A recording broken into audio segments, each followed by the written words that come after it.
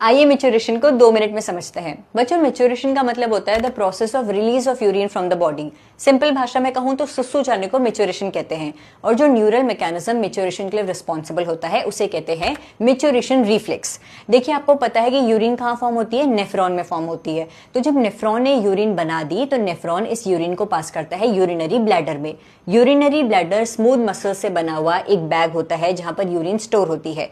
जब इस ब्लैडर में यूरिन भरती चली जाती है तो इस ब्लैडर के स्ट्रेच रिसेप्टर्स एक्टिवेट हो जाते हैं और सेंट्रल नर्वस सिस्टम को सिग्नल भेजते हैं कि भाई यूरिनरी ब्लैडर में यूरिन भर रही है, वो स्ट्रेच हो रहा है, कुछ करो। Central nervous system signal pass करता है to the smooth muscles of urinary bladder, जिसकी वजह से यूरिनरी ब्लैडर अब कॉन्ट्रैक्ट होने लगता है ताकि यूरिन बॉडी से एक्सपेल आउट हो सके। यूरिनरी ब्लैडर के कॉन्ट्रैक्ट होने की वजह से अब यूरिन डाउनवर्ड डायरेक्शन में फ्लो करने लग जाती है। अब central nervous system urethral sphincter पर सिग्नल पास करता है। यूरेथ्रल स्फिंक्टर क्या है? एक रिंग शेप का मसल होता है बच्चों, जो कि यूरेथ्रा की ओपनिंग क्लोजिंग को कंट्रोल करता है। सेंट्रल नर्वस सिस्टम ने यूरेथ्रल स्फिंक्टर को सिग्नल भेजा कि भाई तू रिलैक्स हो जा।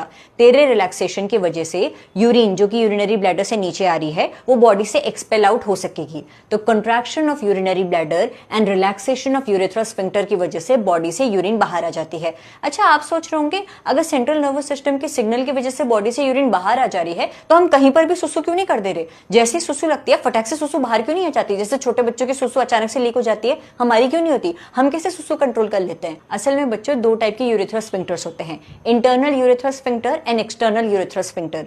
जो इंटरनल यूरेथ्रल स्फिंक्टर होता है वो स्मूथ मसल्स का बना होता है। तो जैसे ही सेंट्रल नर्वस सिस्टम ने सिग्नल भेजा कि रिलैक्स हो जा, वो रिलैक्स हो जाता है और यूरिन बाहर आ जाती है।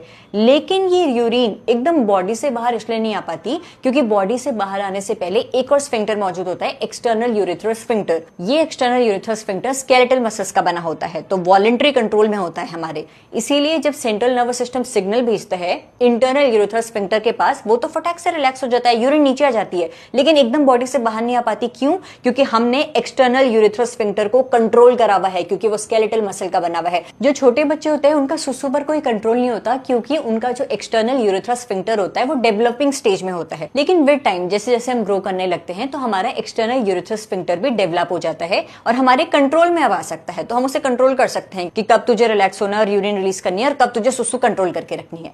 इसी तरीके का टॉपिक वाइज क्विक रिवीजन करने के लिए stay tuned to biology eighties.